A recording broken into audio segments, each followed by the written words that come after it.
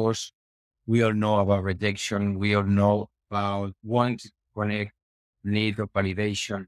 That is why the queer community is so vulnerable. Some people think chemsex is just about irresponsible people who just care about sex and drugs, neglecting everything else. And the reality is that chemsex is a trap, and we need to work very hard, because the problem that also people find is that they say, I go to my GP, he doesn't know what chemsex is.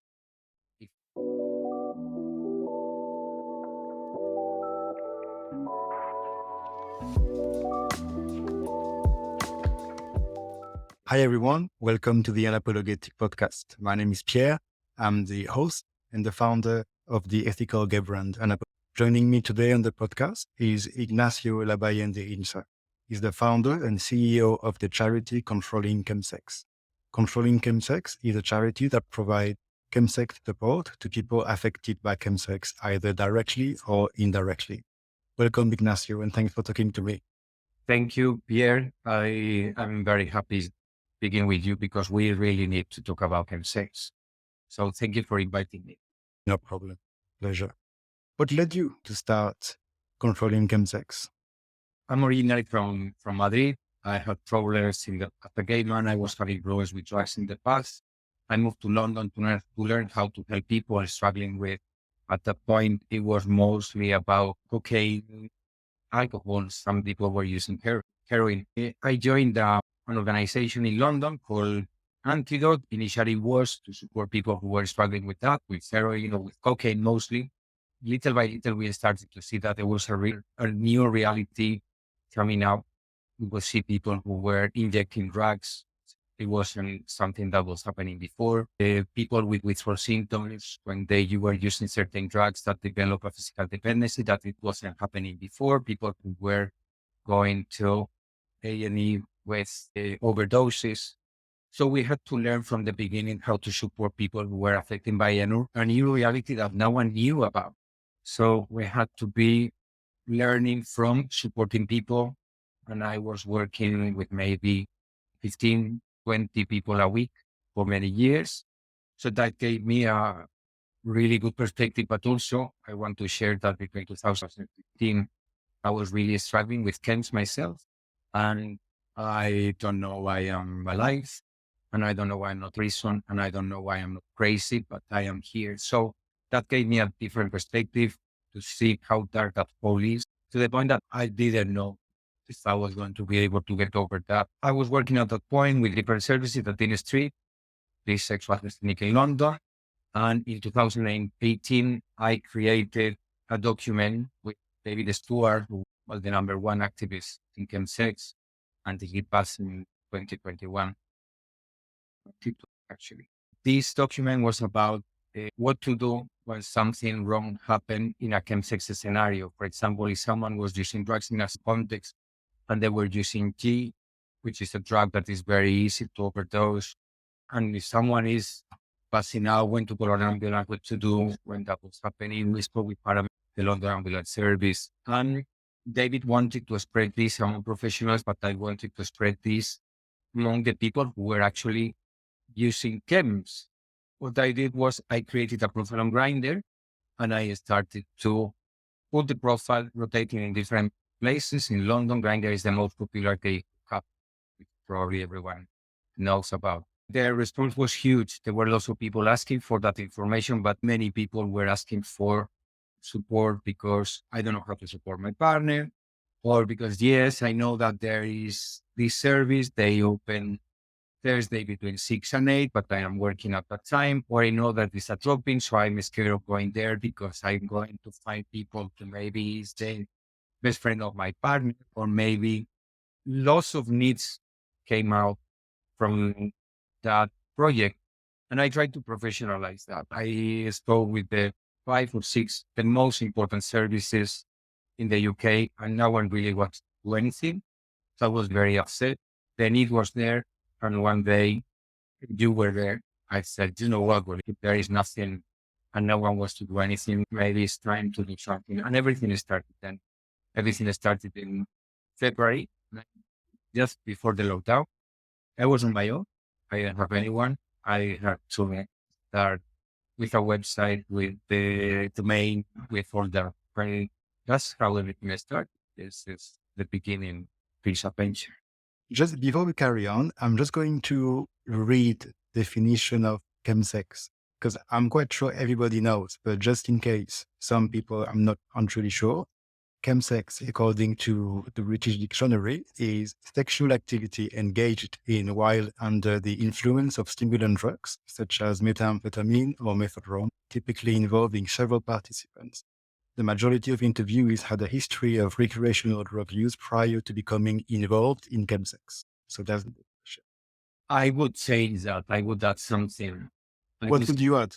First of all, chemsex is the term that describes sexual activity that happens while under the influence of drugs. It can happen with any drug. There are people who are using cocaine. There are people who are using ketamine. There are people who are using other drugs. It's true that the most popular drugs in the UK are crystal meth, Tina, methadone, and G. But it's not really about the substance. It's more about this sexual activity that happens when you are taking drugs, always with the purpose of sustaining, enhancing, disinhibiting, or facilitating the experience. It's not the same if you go out with friends, you have some cocaine, and then you meet someone and you end up having sex. That if it's Friday and you want to meet someone tonight for sex, and you call your dealer, and then you go grinder and you try to find someone because you call your dealer because you are going to have sex. That's the main difference between recreational use, sex on drugs, and chemsex. Does it make sense? Are there any other misconceptions with regards to chemsex, in Well, your opinion? things are changing dramatically. 10 years ago was very different than what is today. And now there are people who are using technology to have sex and come with other people without the need of meeting someone in person. Chemsex is spreading to other communities. Before it was considered as a gay thing. Now it's true that the majority of the people who we are supporting are going to have sex with men, but we are also supporting trans girls, trans women. We are supporting straight men, straight women. They are the minority, but years ago that would be something that we never saw straight people coming chemsex support. Also, is spreading geographically a lot. Before 10 years ago, it was in London and sometimes in other big cities, but now it's everywhere. And when I say everywhere, we are supporting people in Turkey, in Thailand, in Indonesia, in little villages in Romania, in Brazil, in Mexico. And it's not just in the capitals of the city. We are supporting people. There is more villages in the UK, people who they are used to drive for everything. For them, it's not a problem to drive 60 kilometers or 100 kilometers to go to a big city. When there comes involved, the problem is that is not a problem for them.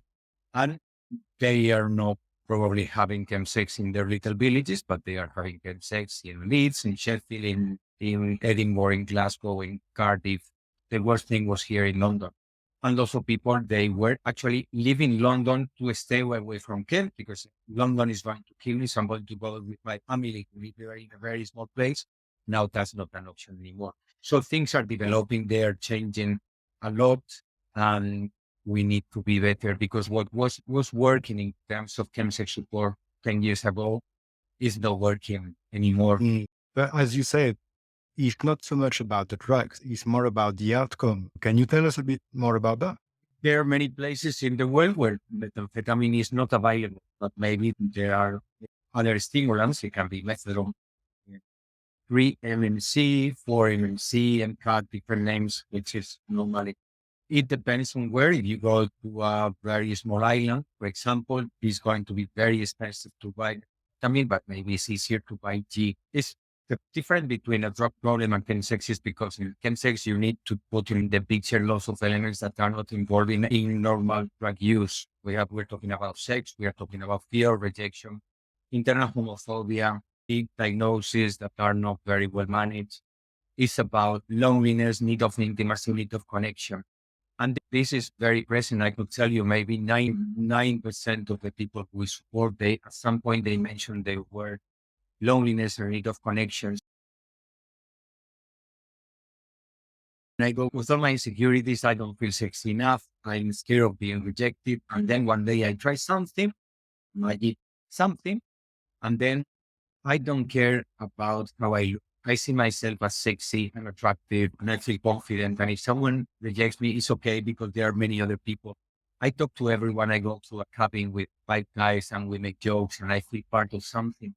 If next time I need to go, I want to go to a sauna and I don't take anything. What I'm going to do is to be in a corner in the sauna like this, absolutely terrified, scared of talking to anyone and leaving the place. Probably, maybe I haven't even spoken with someone. Right? If I go to a sauna and I like going to saunas, for me, going to saunas becomes an option. If my life, if I am new in the city, if I don't have friends or broke up with my partner after 10 years, or all my friends are married and I go grinder and everyone is using drugs. And then one day I go and I meet people and maybe I start to get familiar with the idea of people using drugs. And then one day I meet someone who I like very much and he tells me, try this, going to feel good. And then I try and I see that I feel more relaxed and I see that I can be the whole weekend engaging with people instead of being at home feeling miserable, feeling that I was completely isolated. So there are many reasons why people do it. Let's say that I struggle with premature ejaculation. For every time that I have sex with someone, I go scared thinking, oh my God, I'm going to, if I take meds, Tina, I can see that I can control that. For me, is wonderful because I don't have sex, which is making me feel embarrassed. On the contrary, I feel very relaxed. But what happened if the rest of my life starts to fall apart and I have problems with mental health, with sexual health, with my relationships, my money, my work, I start missing days at work. And at some point I need to stop. That is going to be a huge obstacle, my premature ejaculation. So it's complicated. It's a very complicated reality. And some people think sex is just about irresponsible people who just care about sex and drugs, neglecting everything else. And the reality is that sex is a trap, goes much beyond that. And yeah, and we need to work very hard because the problem that also people find is that they say, I go to my GP, doesn't know what sex is. If I tell my friends, they go on Google and they check and say, oh my God, this is horrible. And What do you think can be done to help with the problem of isolation and internalized homophobia or these kind of things that lead to mental illness or really not feeling good about ourselves? I think the most important thing, that is why the queer community is so vulnerable. Of course, we all know about rejection. We all know about want to connect, need of validation. And these drugs, they work very well for someone who is experiencing problems with that. What can we do? Awareness is very important. You have no idea how many people contact us and when things have gone terribly wrong. And then they say, if I just have known, I didn't know that GHB, GBL was physically addictive. And now I am dependent, and every time I try to stop this cold turkey that is killing me. And lots of times people say this is fun, but then they see that they cannot sleep for days. And then as soon as they forget the consequences, they go back to use because they start to glamorize the thing of use, the good things of using. Awareness is very important. It's very important that the services that are providing chemsex support, they have a good understanding. And this is a big problem because lots of people, they don't want to contact their local drugs medical service because they know that they are not going to understand chemsex. It's very important to make it available for everyone. This means that chemsex support has to be available weekends, not just 9 to 5, because lots of people work 9 to 5. This is about support. Regarding isolation, obviously, what you can do when someone is isolated is to try to help them to connect. And this is a big part of the work that we do with people to reconnect with the community, to reconnect with joy without drugs involved, to reconnect with sex and intimacy, to reconnect with sober sex and intimacy. It's important to understand how apps work.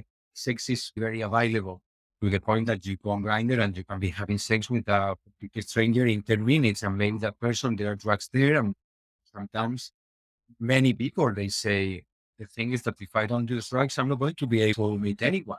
Of course, there have to be more awareness regarding mental health. Mental health is one of the first things that is affected by sex.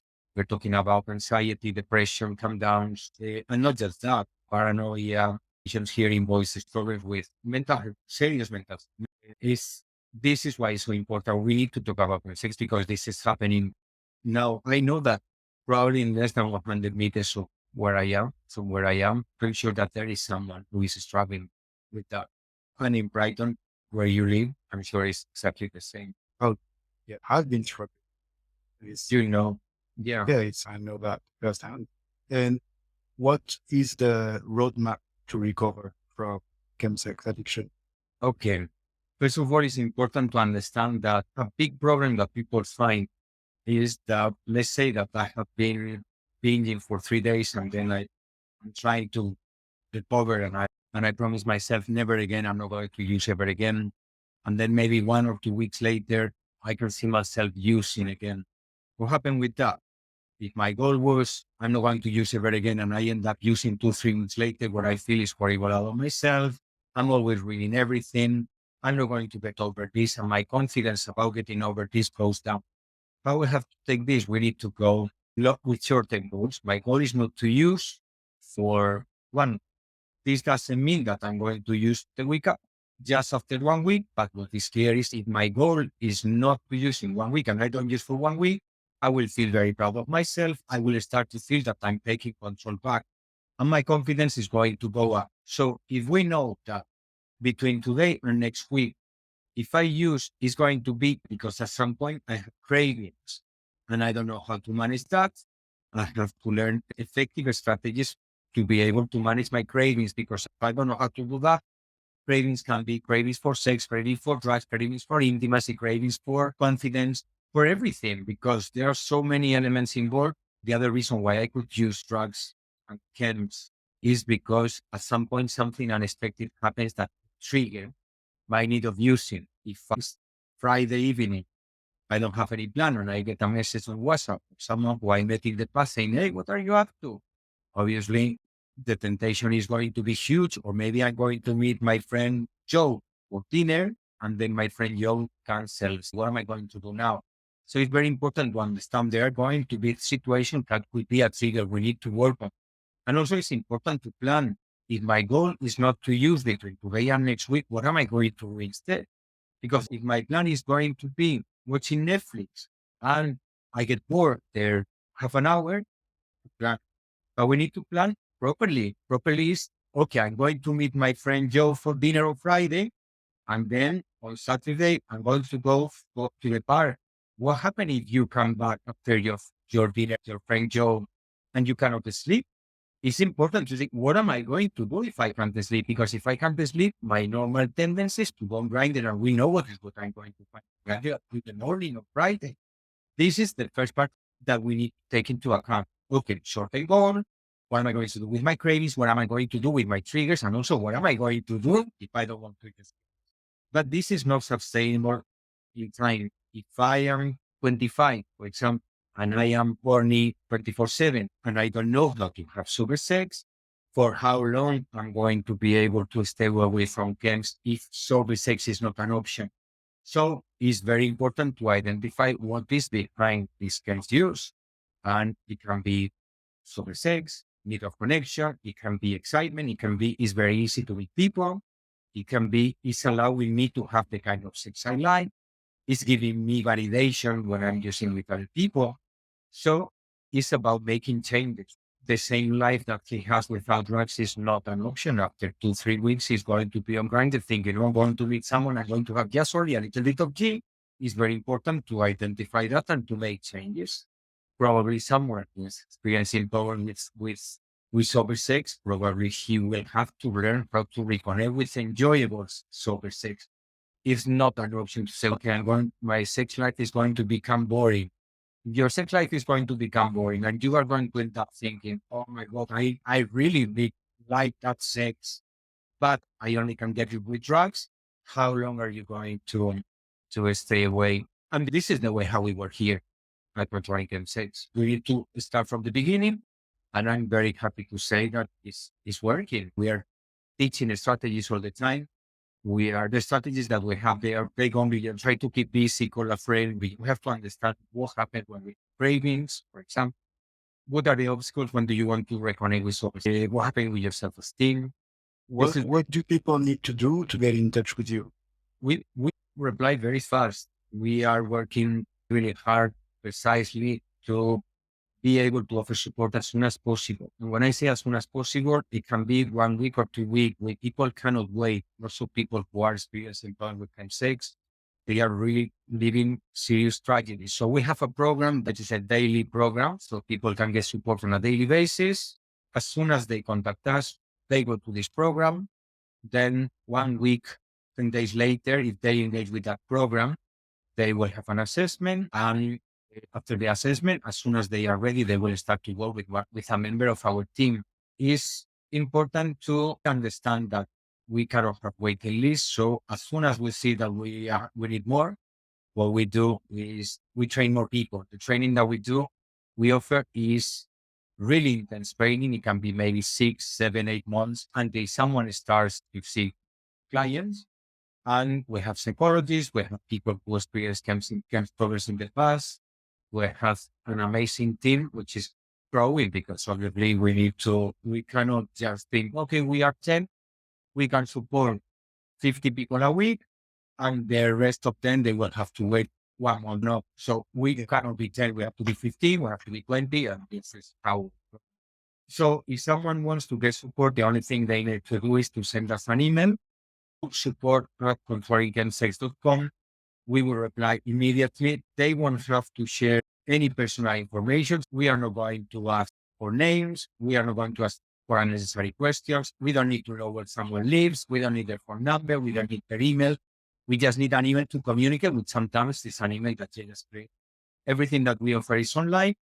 We use Zoom to meet, and everything that we offer obviously is free of charge. We have this email program. We are supporting people on Grindr and Scruff in London.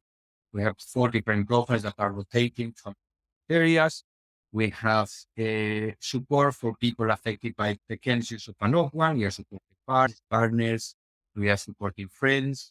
We are also offering a peer mentor program, which is people who need to speak with someone who has gone through the same process, but before they have the space where they can have this reference. It's not like a sponsor of the steps, because you can speak.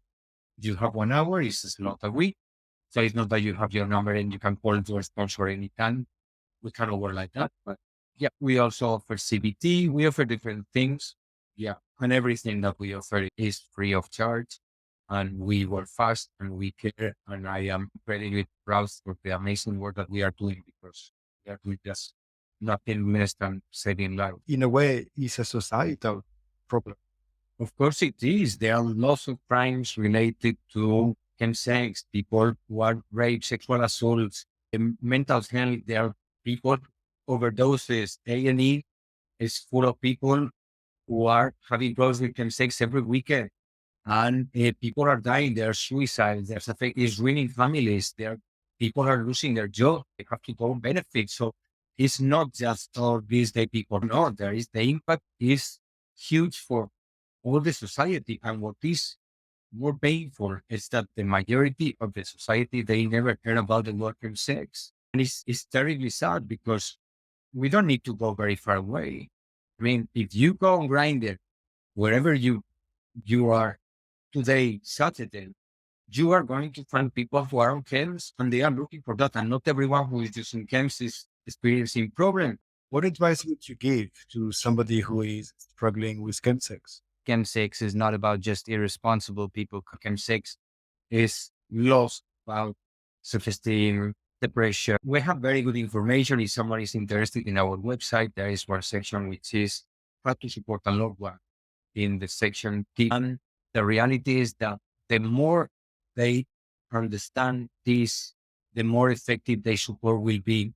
And the support of your family can be really important.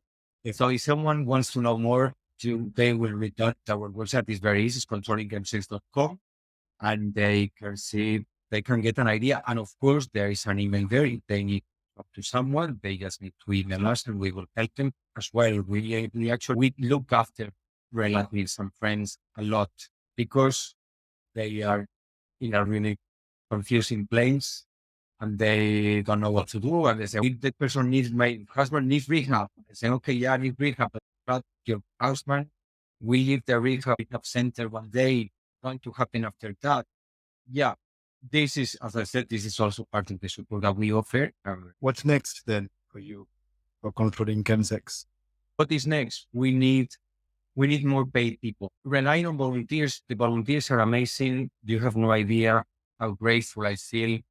But we need people who can dedicate their hours to help with this, because people go, people stay, they are here with us, and maybe someone is seeing two, three people, but I need help with allocation to therapies. I need help with waiting lists. I need help with so many things. So what is next? We are working on that. We need to find resources to make the team more sustainable. We are going to launch an 8 weeks course about sex together with one organization in the States and another one that is working globally. It's called Impulse. They have their branch here, Impulse London. They work with HIV, and there is going to be a course online that we are going to offer that is not a group, it's a course. And we are going to be teaching strategies, how to manage craving, identify triggers, how to set realistic goals, the questions that people are asking, because these are the questions that people ask. People, which is interesting, if you go to websites about sex all over the world, and then you will find there's a section about information, and is how to manage GPL dependency, chemsex and mental health, and sexual and sexual health. And we haven't copied and topic. We have a psychiatrist in our team who is one of the trustees. He has been reviewing the content of mental health, but we also have a section about advice, how to avoid unplanned session, how to avoid going out with friends, drinking alcohol, and end up in a chemsex session, how to manage a chemsex come down, how to manage a relapse or a lapse. Where can people find you? We don't have phone numbers. We work with emails. We reply emails in hours. They can find all the information again in our website, controllingchemsex.com, and get support. Was there anything else you wanted to discuss or share? Thank you for your invitation. So much for your help. Thank you for doing what you do. Okay. Thanks everybody for listening and watching. Please feel free to share with relevant people if you know that it would help. And once again, feel free to comment and share. Thank you. See you next time. Bye-bye.